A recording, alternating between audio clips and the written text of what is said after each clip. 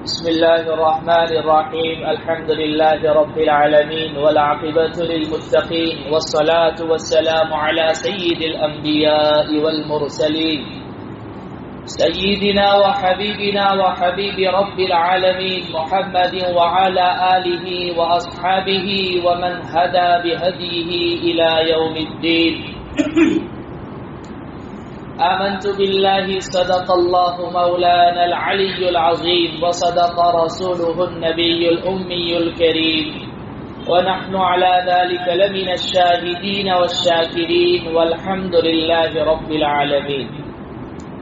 درود شریف پڑھ لیں. اللهم صل على محمد وعلى آل محمد كما صليت على إبراهيم وعلى آل إبراهيم إنك حميد مجيد. اللهم بارك على محمد وعلى آل محمد كما باركت على إبراهيم وعلى آل إبراهيم إنك حميد مجيد. میرا عزیزو پیارو بزرگو، اللہ کے رسول پر ایمان رکھنے والے میرے دین عظیم بھائیو، شعبان کا مہینہ شروع ہو چکا ہے اور آج اس کی 10ویں تاریخ ہے. مغرب بعد یہ پہلا عشرہ شعبان کا ختم ہو جائے گا اور چند دنوں بعد ایک بڑی رات آنے والی ہے، شب برات جس کو کہا جاتا ہے، مغفرت کی رات کہا جاتا ہے، چھٹکارے کی رات جس کو کہا جاتا ہے. اس لیے مناسب ہوتا ہے کہ اس ماہ کی کچھ فضیلت، کچھ مسائل اور اس رات کی فضیلت آپ لوگوں کے سامنے رکھی جائے. دعا کریں اللہ سبحانہ و تعالی مجھے حق بات حق طریقے سے حق نیت سے کہنے کی توفیق عطا فرماوے، اور اصل چیز جو عمل ہے ہم تمام کو اس پر عمل کرنے کی توفیق عطا فرماوے. میرا عزیزو، یہ شعبان کا مطلب ہے پھیلنا. یہ شب سے نکلا ہوا لفظ ہے. چونکہ اس ماہ میں رمضان کے لیے خوب بھلائی پھیلتی ہے، اس لیے اس مہینے کو شعبان کہا جاتا ہے. یہ بڑا عظیم مہینہ ہے، بہت ہی بابرکت مہینہ ہے. یہاں تک کہ ہمارے بزرگ حضرات فرماتے ہیں کہ جو شخص رمضان کا صحیح معنی میں لطف اٹھانا چاہے، رمضان کا انوار و برکات حاصل کرنا چاہے، اسے چاہیے کہ شعبان کے مہینے کی خوب قدر کرے، گناہوں سے معاصی سے اپنے آپ کو بچائیں، نیک کاموں میں خوب دوڑ لگائیں. کہ گویا یہ مہینہ رمضان کا مقدمہ ہے، جس کا شعبان اچھے سے گزرے گا رمضان المبارک اللہ رب العزت اس کا بہتر گزاریں گے. یہ اتنا عظیم مہینہ ہے کہ اللہ کے حبیب پاک صلی اللہ علیہ وسلم، رمضان المبارک کتنا بابرکت مہینہ ہے کہ اس کے شروع ہونے سے 2 ماہ قبل، 2 مہینے پہلے اللہ کے حبیب پاک صلی اللہ علیہ وسلم دعا فرما رہے ہیں، اللہم بارک لنا فی رجب و شعبان وبلغنا رمضان، کہ اللہ ہمارے رجب اور شعبان میں برکت عطا فرمائیے اور ہمیں رمضان تک پہنچا دیجیے. شارح مشکات ملا علی قاری رحمۃ اللہ علیہ فرماتے ہیں کہ اس کا مطلب یہ ہے کہ رجب اور شعبان میں برکت کا مطلب یہ ہے کہ باری تعالیٰ آپ کی اطاعت میں، آپ کی عبادت میں کثرت عطا فرمائیے، برکت عطا فرمائیے. اور رمضان تک پہنچا دینے کا مطلب یہ ہے کہ ہماری عمر اتنی بڑھا دیجئے، اتنی دراز کر دیجئے، اتنی لمبی کر دیجئے کہ ہم رمضان تک عافیت کے ساتھ پہنچ جائیں.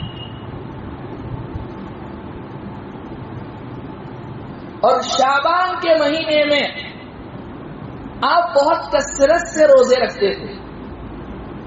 ایک روایت میں یہ ہے کہ آپ نے فرمایا چونکہ وفات وغیرہ کے فیصلے ہوتے ہیں تو میرا جی چاہتا ہے کہ میرا اعمال نامہ جب اللہ کے دربار میں پیش ہوں تو میں اس حالت میں پیش ہوں، میرا نامہ عمل اس حالت میں پیش ہوں کہ میں روزے سے رہوں۔ امی عائشہ، بخاری مسلم ابو داؤد شریف کی روایت، امی عائشہ صدیقہ طاہرہ پاکیزہ رضی اللہ عنہا، جو میری اور آپ کی پاکیزہ مقدس مائی ہے، وہ فرماتی ہے کہ رمضان المبارک کے فرض روزوں کے بعد پورے مہینے کے جس ماہ میں آپ روزہ رکھتے تھے وہ ہے شعبان کا مہینہ، ورنہ اس کے علاوہ رمضان کے علاوہ کسی ماہ کے آپ پورے مہینے میں روزہ نہیں رکھتے تھے۔ شعبان کے مہینے میں پہلی شعبان سے لے کر 27 28 شعبان تک آپ کنٹینیو روزہ رکھتے تھے،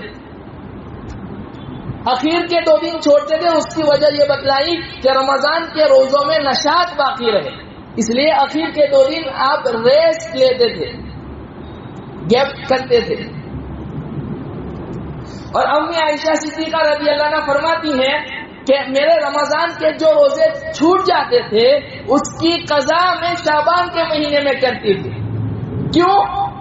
کہ باقی دیگر ایام میں آپ کی خدمت میں کمی واقع نہ ہو، اس لیے میں روزہ نہیں رکھتی تھی، لیکن شعبان میں چونکہ پورا مہینہ آپ بھی روزے سے رہتے تھے تو میرے کو بھی موقع مل جاتا تھا، میں رمضان کے چھوٹے ہوئے روزوں کی قضا کر لیتی تھی۔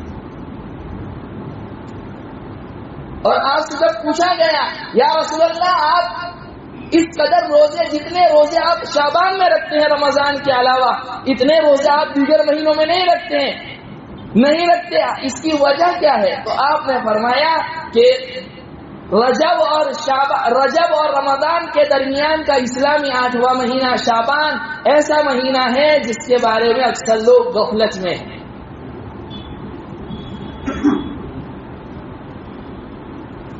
سیدنا انس بن مالک رضی اللہ عنہ راوی ہے، فرماتے ہیں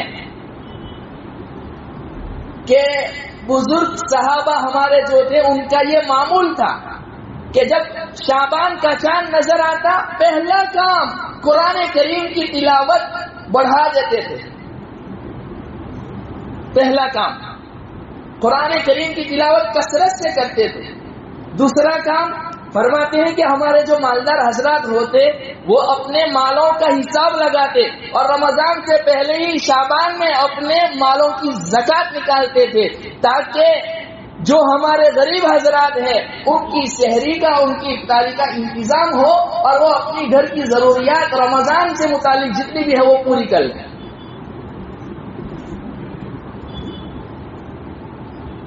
رمضان میں بھی زکات نکالنے کا دوہرا ثواب ہے، لیکن اگر ضرورت کسی کو ہے آپ کے مال کی تو آپ رمضان کا ویٹ نہ کریں۔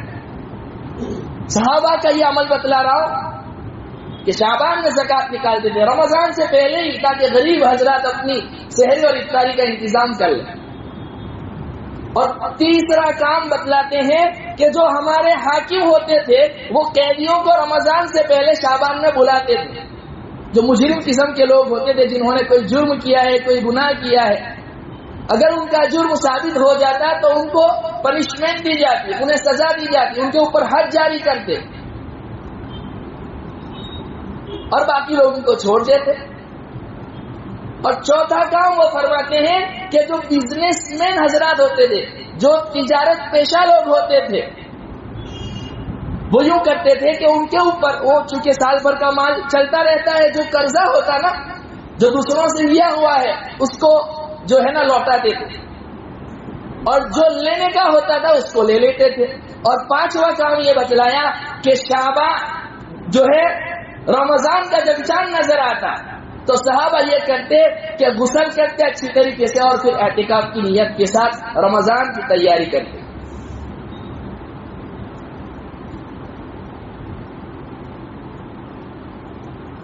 سیدنا علی رضی اللہ عنہ سے روایت ہے، آپ فرماتے ہیں کہ اس رات میں عبادت کرو اور دن میں روزہ رکھو، اور جب یہ رات ہوتی ہے، اسلام میں رات پہلے آتی ہے، یاد رکھیے، دن بعد میں آتا ہے، تو غروب آفتاب سے لے کر طلوع فجر تک اللہ رب العزت یہ صدائیں لگاتے ہیں۔ اور یہ تو صحیح روایت ہے کہ یہ صدا صرف اللہ رب العزت ان بڑی راتوں میں نہیں لگاتے. لیلۃ البرات ہو، لیلۃ القدر ہو، اس میں تو اللہ رب العزت غروب آفتاب ہی سے آسمانی دنیا پر آ جاتے ہیں اور صدا لگاتے ہیں، اور باقی پورے سال میں رات کے آخری پہر میں جو تہجد کا عین وقت ہے اس وقت روزانہ صدا لگاتے ہیں اور یہ ندا لگاتے ہیں، ہے کوئی مجھ سے مغفرت طلب کرنے والا میں اس کی مغفرت کر دوں، ہے کوئی مجھ سے رزق کا سوال کرنے والا اس کا رزق کا مسئلہ حل کر دوں، ہے کوئی جس کو ڈاکٹروں نے یوں کہہ دیا کہ آپ کا کوئی علاج نہیں ہو سکتا، لا علاج بیماری ہے، وہ مجھ سے اپنی بیماری کی شفا مانگے میں اس کو شفا دے دوں. اور مختلف الفاظ میں اللہ سبحانہ و تعالی یہ صدا لگاتے رہتے. تو بہرحال جو ہے اس رات کی فضیلت ثابت ہے، اور تقریباً 17 صحابہ کرام رضوان اللہ علیہم اجمعین سے اس رات کی فضیلت ثابت ہے. ہمارے کچھ غیر مقلد حضرات بھائی کہتے ہیں کہ اس رات کی کوئی فضیلت ہی ثابت نہیں، یہ بات غلط ہے. ہاں، شب معراج کی کوئی فضیلت نہیں ہے، لیکن ہاں اس رات کی جتنی بھی فضیلتیں روایات میں آئی وارد ہوئی ہے، ان روایات کے متعلق محدثین نے ضعف کا حکم لگایا ہے، لیکن تمام محدثین کا متفقہ اصول ہے کہ کسی روایت میں ضعف ہو اور وہ روایت مختلف طرق سے، متعدد طرق سے ثابت ہو تو پھر وہ روایت کا ضعف ختم ہو جاتا ہے، وہ درجہ حسن اوپر والی کیٹیگری میں آ جاتی ہے، یعنی جس پر عمل کیا جا سکتا ہے. لہذا سیرے سے یہ کہہ دینا کہ اس رات کی کوئی فضیلت ہی ثابت نہیں، یہ بات غلط ہے. اچھا، ان روایتوں کو تقویت اس سے بھی ملتی ہے کہ آپ علیہ السلام کے عہد سے لے کر آج تک امت میں اس رات میں جاگنے کا اہتمام کیا جاتا رہا ہے، اور لوگ مختلف عبادتوں میں اپنی یہ رات گزارتے ہیں.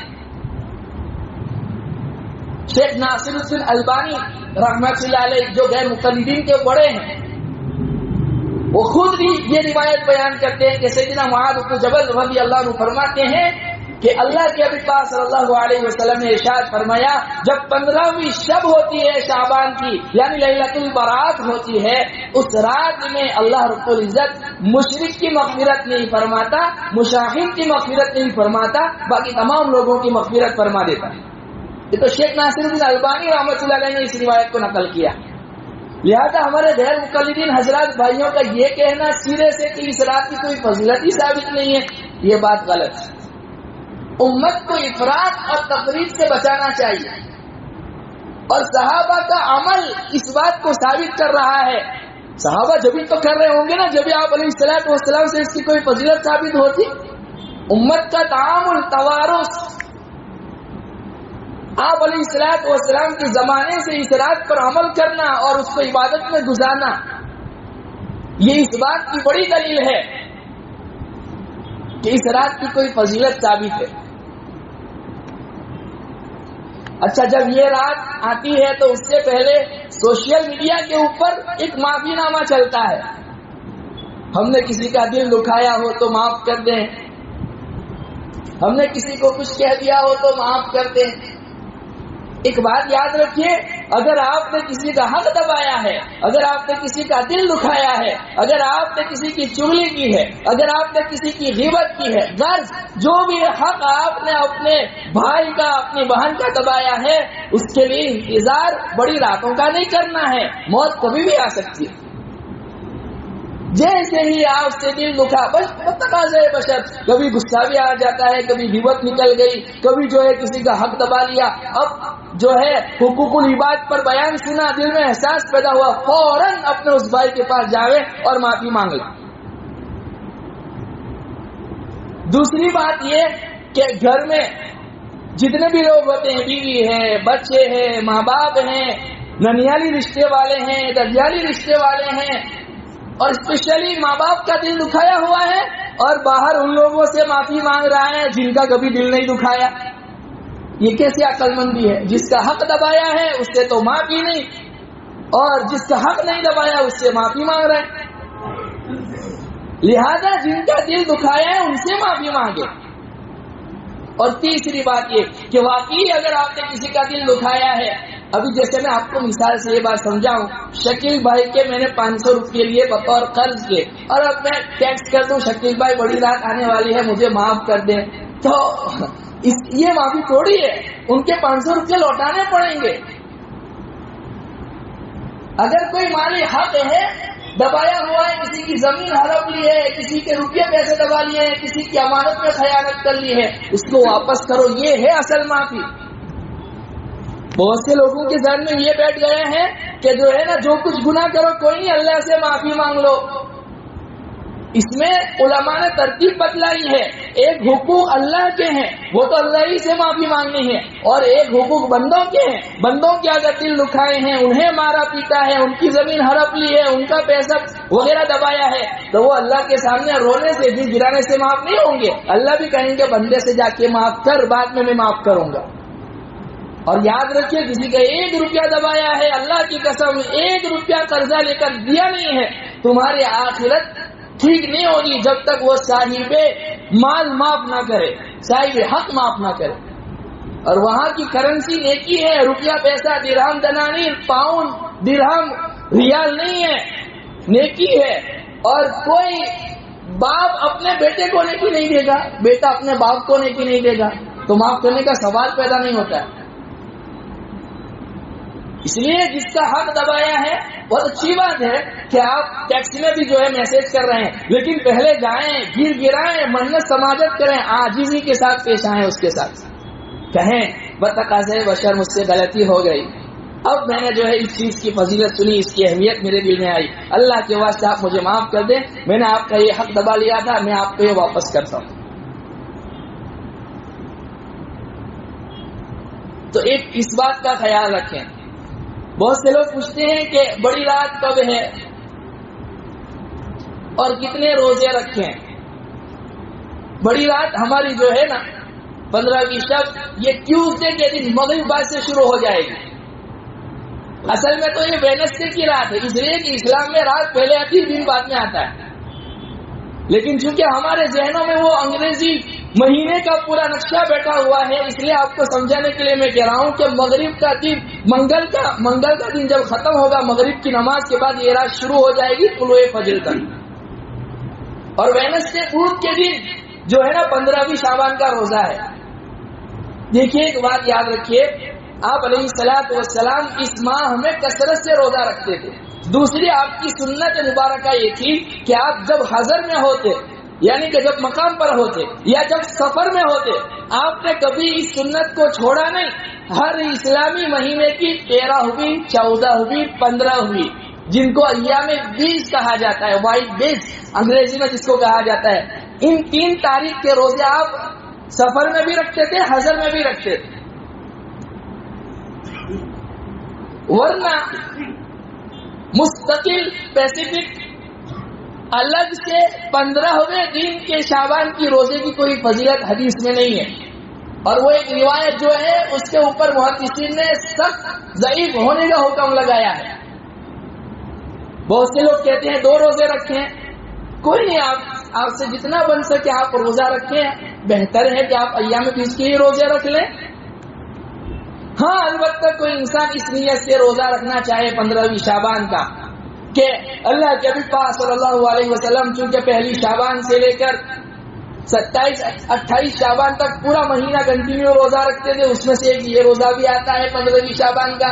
دوسرا یہ کہ آپ 5 days ایام 20 کے 13ویں 14ویں 15ویں اسلامی مہینے کی تاریخ کا روزہ رکھتے تھے، تو اس میں 15ویں شعبان بھی ہے. اس نیت سے اگر روزہ رکھ لے تو کوئی نہیں، انشاءاللہ تعالی اس روزے کی فضیلت حاصل ہو جائے گی. ورنہ مستقل الگ سے علیحدہ طور پر جیسے عاشوراء کے روزے کی مستقل فضیلت ہے، 9 ذو الحجہ کے روزے کی فضیلت ہے، ایسے 15ویں شعبان کے روزے کی مستقل الگ سے پیسیفک کوئی فضیلت نہیں ہے. لہذا یہ ایام 20 وائٹ ڈیز شروع ہو رہے ہیں پیر سے. پیر کا دن ویسے بھی آپ روزہ رکھتے تھے اور وائٹ ڈیز میں سے ہیں. ایک منگل کا دن رکھ لیں اور ایک بدھ کا دن رکھ لیں، 3 دن کیا مشکل ہے رمضان کی تیاری کے لیے. تاکہ رمضان آپ کو پتہ بھی تو چل جائے گا نا رمضان کن ایام میں آ رہا ہے اور اس کی مشق ہو جائے گی. آپ علیہ السلام اس قدر کثرت سے جو روزہ رکھتے تھے اس کا ریزن یہ بھی بتلایا ہے تاکہ رمضان کے روزوں کے لیے وارم اپ ہو جائے, پریکٹس ہو جائے, مشق ہو جائے. رمضان میں آپ بور نہ ہو جائیں, اکتا نہ جائیں. گرمی کا روزہ ہے دوپہر میں, پھر بعد میں جو ہائے واویلا شروع ہو جاتا ہے. اس لیے یہ چاہیے کہ شعبان کے کچھ دنوں کے کم سے کم روزے رکھ لیں, کم سے کم 3 دن کے تو روزے رکھ لیں. پیر, منگل اور بدھ, منڈے, ٹیوزڈے, وینسڈے کمی آنے والی.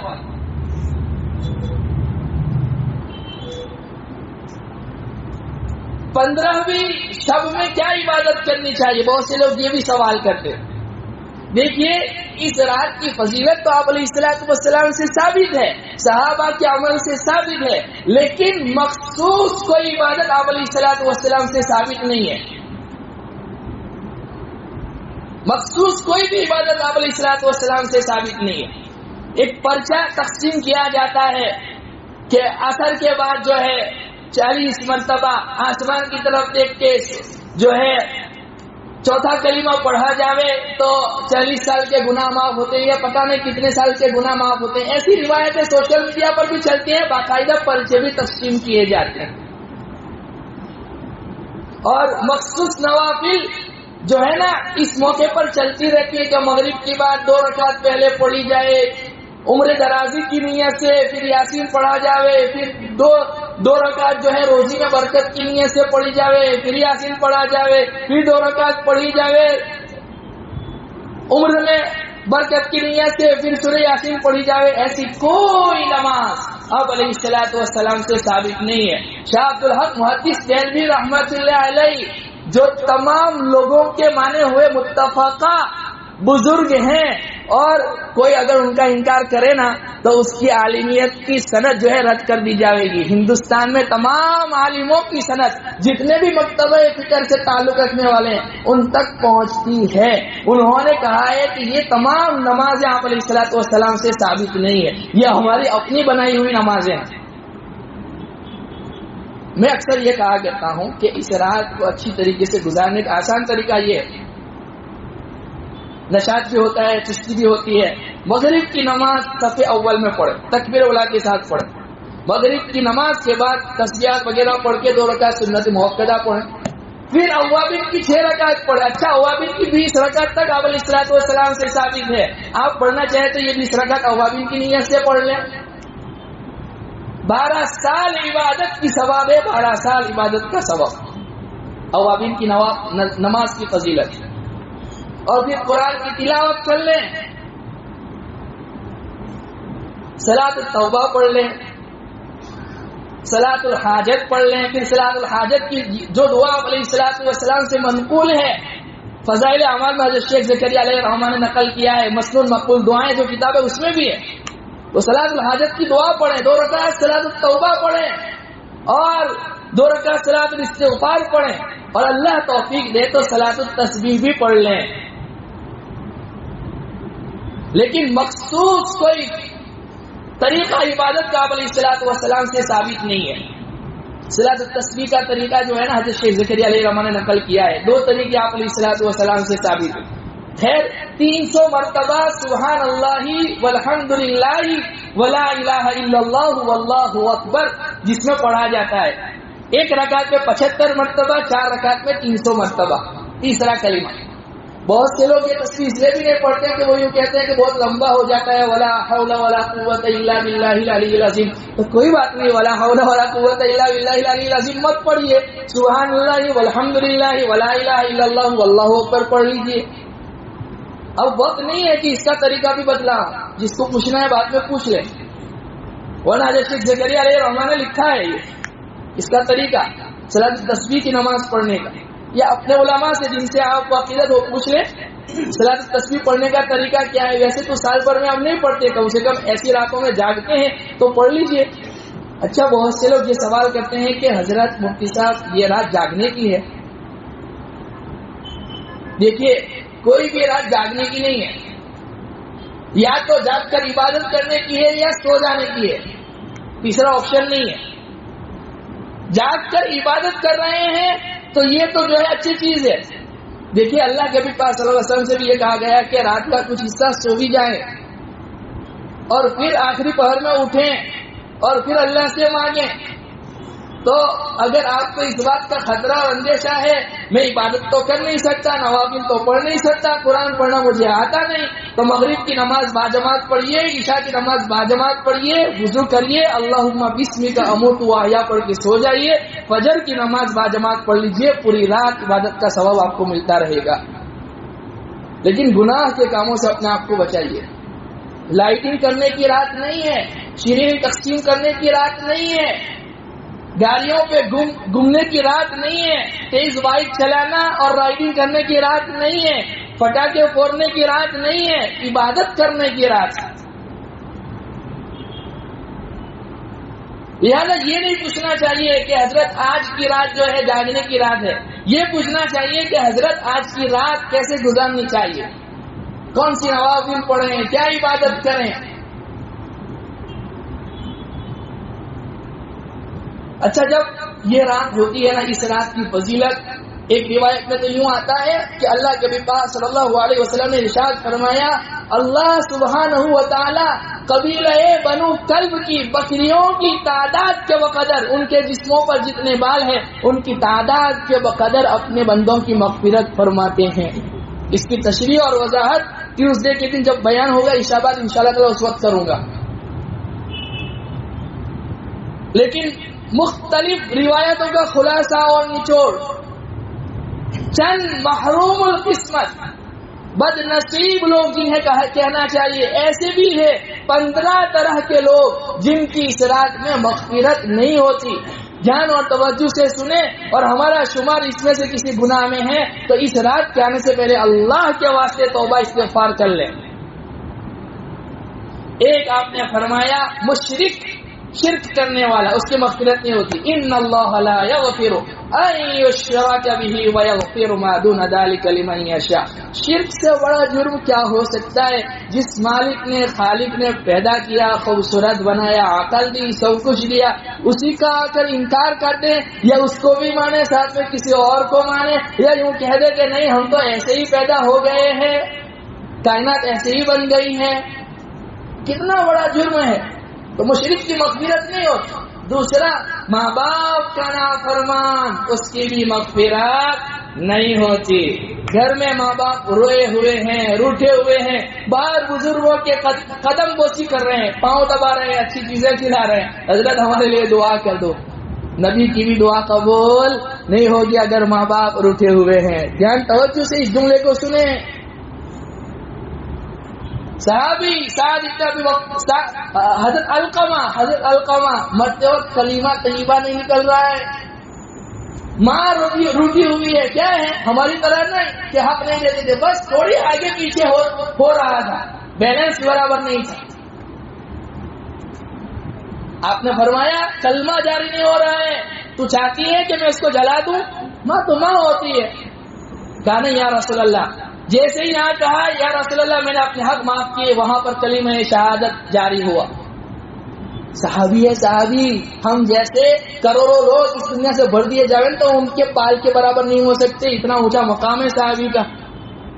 تو میں اور آپ کون سی کھیت کی مولی ہے؟ توجہ اس بات کی دینی ہے میرے اپنے حقوق کیا ہیں, میرے ماں باپ کے کیا حقوق ہیں.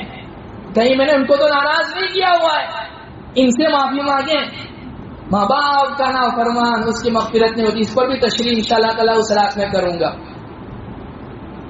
کینہ رکھنے والا مشاہد, دل میں کینہ رکھنے والا, موقع ملتے ہی مطلب کب مجھے موقع ملا اور اسے جو ہے نا اس کی گلی آؤٹ کر دوں. بہت خطرناک گناہ ہے کینہ, بہت خطرناک گناہ ہے. آپ نے حضرت انس رضی اللہ عنہ سے کہا یا بنیا ان استطعت ان تمسی وتصبح وَلَيْسَ فِي قَلْبِكَ غِشٌّ لِأَحَدٍ فَافْعَلْ. اے میرے پیارے بچے انس, کتنے پیارے انداز میں آپ سمجھا رہے. اے میرے پیارے بچے, میرے جگر کے ٹکڑے انس, اگر تو اس بات کی طاقت رکھتا ہے کہ صبح اس حال میں کرے، شام اس حال میں کرے کہ تیرے دل میں کسی کے متعلق کینہ نہ ہو، تو یہ کر، اس لیے کہ یہ میری سنت ہے، جو میری سنت پر عمل کرے گا وہ مجھ سے محبت کرے گا، جو مجھ سے محبت کرے گا وہ جنت میں میرا ساتھی ہوگا۔ کتنا بڑا عمل ہے، اللہ کے نبی پاک صلی اللہ علیہ وسلم سرٹیفکیٹ دے رہے ہیں جنت میں ساتھ رہنے کا، اس سے بڑی سعادت کیا ہو سکتی ہے؟ حکیم الامت تھانوی مجدد ملت اس صدی میں ایسا مجدد، ایسا حکیم، ایسا نفس پکڑ کر دل کی بیماریوں کا علاج کرنے والا آیا نہیں۔ ایک صاحب آئے حضرت کی خدمت میں اور کہا حضرت حسد کی بیماری ہے، اس کی کوئی تدبیر بتلائیں۔ تو آپ نے فرمایا، آپ نے پوچھا کرو گے؟ کہا کروں گا حضرت۔ کہا دو کام کرو، پہلا کام یہ کہ اس کی دعوت کرو۔ کتنا مشکل کام ہے، نہیں ہو سکتا حضرت، یہ تو نہیں ہو سکتا۔ جس کے متعلق دل میں کینہ اس کی دعوت کرنا جگر گردے کا کام ہے، لیکن جو جنت کے طالب ہوتے ہیں، جو آخرت کے شوق رکھتے ہیں، جو اللہ کی ملاقات کے طلبگار ہوتے ہیں، ان کے لیے کوئی مشکل نہیں۔ اور دوسرا کام فرمایا کہ جہاں کہیں مجلس میں اس کا تذکرہ ہے، بر مجلس میں اس کی تعریف کرو۔ جگر گردے کا کام ہے دشمن کی تعریف کرنا، دل میں کینہ رکھنا، جس سے کینہ ہے اس کی تعریف کرنا جگر گردے کا کام ہے۔ آپ نے فرمایا یہ دو چیزیں کرو گے حسد کی بیماری نکلے گی، اور اللہ رب العزت ضمانت دے رہے اللہ جنت عطا فرمائے گا۔ چگل خور جنت میں داخل نہیں ہو سکتا، کینہ رکھنے والا جنت میں داخل نہیں ہو سکتا، حسد کرنے والا جنت میں داخل نہیں ہو سکتا۔ یہی وجہ ہے جہاں کہیں اللہ رب العزت نے جنت کا تذکرہ کیا اور اللہ رب العزت نے ان نعمتوں کو بیان فرمایا، وہاں پر یہ چیز بطور خاص بیان فرمائی۔ جنت میں سب سے بڑی چیز یہ ہوگی کہ آپس میں کینہ نہیں ہوگا، حسد نہیں ہوگا، بغض نہیں ہوگا۔ شکیل بھائی مجھ سے ایک اسٹیپ آگے ہو گیا تو میرے دل میں جو ہے کینہ نہیں آئے گا، حسد نہیں آئے گا، کینہ نہیں آئے گا، بغض نہیں آئے گا۔ جنت کی بڑی خوبی یہ ہے اللہ یہ دل کی بیماریوں کو نکال دے گا، پاک صاف کر دے گا۔ تو کینہ رکھنے والا اس کی مغفرت نہیں ہوتی۔ شلوار، ٹریک پینٹ ہو، جینس کی پینٹ ہو، لنگی ہو، جو کچھ بھی آپ نے پہنا ہے، جبہ پہنا ہے، وہ اگر ٹخنے سے نیچے جا رہا ہے تو اللہ رب العزت ایسے شخص کی بھی مغفرت نہیں کرتا۔ زنا کرنے والی عورت، زنا کرنے والا مرد، اس کی اس رات میں مغفرت نہیں ہوتی۔ رشتے ناطے توڑنے والا، اس کی اس رات میں مغفرت نہیں ہوتی۔ اس کی تفصیل اور تشریح اور وضاحت رات میں کروں گا، اس رات میں زندگی باقی رہی اور موقع ملا۔ ستارے دیکھ کر فیوچر بتلانے والے، ان کی بھی مغفرت نہیں ہوتی۔ بلیک میجک کرنے والے، سحر جادو کرنے والے، جادو ٹونا کرنے والے، ان کی بھی مغفرت نہیں ہوتی۔ اسی طریقے سے کاہن، نجومی، ان کی بھی مغفرت نہیں ہوتی۔ ناحق ٹیکس وصول کرنے والا، اس کی بھی مغفرت نہیں ہوتی۔ ناحق قتل کرنے والا، اس کی بھی مغفرت نہیں ہوتی۔ لہذا یہ چیزیں آپ نے سن لی، ہر آدمی کو اپنا حساب پتا ہے، میں کیا ہوں، مجھ میں کیا بیماری ہے، اس کی اصلاح کر لیں اس رات کے آنے سے پہلے، ورنہ شب مغفرت سے محروم رہیں گے۔ تو ان گناہوں سے ایک تو اپنے آپ کو بچائیں۔ پھر شب برات میں دیکھیے اجتماعی عبادت ثابت نہیں ہے، نوافل انڈیویجول اللہ رب العزت سبحانہ و تعالی سے پرسنل ملاقات ہے، پرسنل ملاقات ہے۔ مفتی تقی عثمانی صاحب دامت برکاتہ مولانا نے اپنے شیخ ڈاکٹر عبدالحی عارفی قدس روح رحمۃ اللہ علیہ کے حوالے سے نقل کیا ہے اور مثال سمجھائی ہے کہ وقت کا بادشاہ آپ سے یوں کہے کہ رات کو 9 بجے جو ہے آپ ہماری حویلی میں آ جانا، پرسنل تنہا آنا، کسی کو ساتھ میں نہ لانا۔ اب وہ شخص جو ہے اپنے دوست احباب کو اکٹھا کرے اور سب کو لے کے چلا جاوے تو اس نے بادشاہ کی قدردانی کی یا نہ قدری کی؟ نہ قدری کی۔ بادشاہ نے تو کہا تھا تنہا آنا اور سب کو لے کے چلا گیا۔ ایسے ہی نوافل یہ تنہائی کی نماز ہے، اس لیے اللہ کے نبی پاک صلی اللہ علیہ، دیکھیے مسجد نبوی میں نماز پڑھنے کا ثواب کتنا ہے؟ 50,000 نماز پڑھنے کا ثواب ہے کہ نہیں؟ لیکن آپ فرائض چھوڑ کر باقی جتنی بھی نوافل ہوتی نا وہ گھر میں ادا کرتے، جبکہ آپ کا گھر کتنا تنگ تھا، امی عائشہ صدیقہ طاہرہ رضی اللہ عنہا فرماتی ہیں کمرہ اتنا تنگ ہوتا تھا، میں بیٹھی ہوئی ہوتی تھی، میرے پاؤں پھیلے ہوئے ہوتے، اللہ کے حبیب پاک صلی اللہ علیہ وسلم سجدے میں جاتے میں اپنے پاؤں سکیر لیتی، جب آپ سجدے سے فارغ ہوتے تو میں اپنے پاؤں پھیلا دیتی۔ سجدے میں آپ علیہ الصلوۃ والسلام کی پیشانی ٹچ ہوتی تھی، ٹچ، اتنا تنگ گھر تھا، پھر بھی آپ نوافل کہاں پڑھتے تھے؟ مسجد میں نہیں، کہاں پڑھتے تھے؟ گھروں میں پڑھتے تھے۔ اس لیے جو ہے نا یہ جتنے بھی نوافل، ہاں اگر آپ جو ہے مغرب کی نماز پڑھنے آ گئے، مسجد میں عشاء کی نماز پڑھنے آ گئے، اب جو ہے آپ یہیں پر مطلب ٹھہرے رہے تو کوئی بات نہیں، ورنہ مستقل گھر جا کے کھا پی کے آ کے مسجد میں آ کے عبادت کرے اس نیت سے کہ گھر میں دل نہیں لگتا، خشوع خضوع پیدا نہیں ہوتا، یہ سب جو ہے نا بناوٹی باتیں۔ خشوع اسی طریقے میں پیدا ہوگا جو طریقہ آپ علیہ الصلوۃ والسلام سے ثابت ہے، آپ کے طریقوں سے ہٹ کر اگر چلیں گے خشوع پیدا نہیں ہو سکتا۔ کوئی نہیں، اگر خشوع نہیں پیدا ہو رہا ہے، دل جمی نہیں ہو رہے، سو جاؤ، اللہم بسمک اموت واحیا، کسی کی غیبت مت کرو، سو جاؤ بسم اللہ بول کے، فجر کی نماز میں اٹھ جاؤ، فجر با جماعت پڑھ لو۔ شب برات میں قبرستان جانا، دیکھیے آپ علیہ الصلوۃ والسلام سے زندگی میں ایک مرتبہ قبرستان جانا ثابت ہے، ہر 15ویں شب میں نہیں، اور آپ چپکے سے گئے تھے، سب کو ہائی لائٹ نہیں کیا، صحابہ کو کہا نہیں۔ مفتی محمد شفیع صاحب رحمۃ اللہ علیہ فرماتے ہیں آپ علیہ الصلوۃ والسلام سے زندگی میں ایک مرتبہ جانا ثابت ہے، تو کوئی زندگی میں ایک مرتبہ چلا جائے تو گنجائش ہے، ورنہ اصل آپ علیہ الصلوۃ والسلام کی سنت جو شاید آپ نے اس سے پہلے نہ سنی ہو اور اس پر عمل نہ کرتے ہو، آج سننے کے بعد اس پر عمل کرنے کی کوشش کریں کہ ہر ہفتے آپ ایک دن جو ہے نا جمعہ کے دن آپ قبرستان جایا کرتے، اس سنت کو زندہ کرنے کی ضرورت ہے، یہ سنت ہے آپ علیہ الصلوۃ والسلام۔ اپنے والدین کی قبر پر جایا کریں، دن بھر سوشل میڈیا پر روپیہ پیسہ، اس کو یہ کرو اس کو یہ کرو، یہ ساری چیزوں میں لگے ہوئے ہوتے ہیں نا، تو ہفتے میں ایک دن قبرستان جائیں گے تو یہ سارا خمار اترے گا، میری اصل منزل یہ ہے، مجھے یہاں آ کر سونا ہے اور میرے اعمال بھی میرے ساتھ آئیں گے۔ قبرستان اس لیے جانا ہے، عبرت کی نگاہ سے جانا ہے کہ تو ہو بادشاہ ہو وزیر ہو کوئی بھی ہو، تو نے یہیں پر سونا ہے، چاہے کتنے بنگلے بنا لے، کتنے روپیے پیسے اکٹھا کر لے۔ تو سنت یہ ہے کہ ہفتے میں ایک مرتبہ آپ جایا کرتے تھے، تو اس سنت کو زندہ کرنے کی ضرورت ہے۔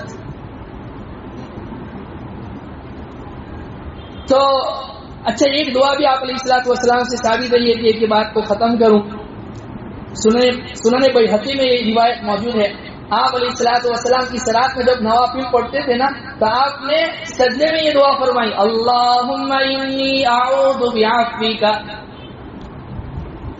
من عقابك واعوذ برضاك من سخطك واعوذ بك منك جل وجهك اللهم لا احصي ثناء عليك انت كما اثنيت على نفسك۔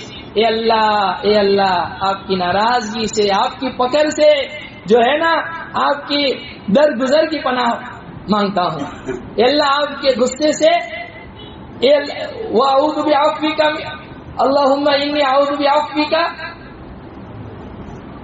اللہم انی اعوذ بعفوک من عقابک، اے اللہ آپ کی پکڑ سے، آپ کی درگزر کی مغفرت مانگتا ہوں، اور آپ کے عقاب سے، آپ کی پکڑ سے، آپ کی مغفرت کا طالب ہوں، اور میں آپ سے آپ ہی کی ذات کی پناہ مانگتا ہوں۔ اے باری تعالیٰ آپ بڑائی والے ہیں، بزرگی والے ہیں، میں آپ کی تعریف کا حق ادا نہیں کر سکتا، بس آپ ایسے ہی ہیں جیسے آپ نے خود اپنی تعریف کی ہے۔ یہ دعا یاد کر لیں اس رات کے آنے سے پہلے، اور اس کو پڑھیں، سجدے میں خوب پڑھیں، صلاۃ التسبیح پڑھیں اس میں پڑھیں، اوابین کی نماز پڑھیں اس میں پڑھیں، صلاۃ التوبہ پڑھیں اس میں پڑھیں، یہ آپ علیہ الصلوۃ والسلام سے ثابت ہے۔ باقی اور کوئی چیز آپ علیہ الصلوۃ والسلام سے ثابت نہیں ہے۔ یہ مبارک رات آ رہی ہے، منگل کے دن یہ رات انشاءاللہ تعالی آئے گی، اور جو ہے بدھ کے دن ہو سکے تو روزہ رکھ لیں، جیسے میں نے کہا اس نیت سے روزہ رکھ لیں۔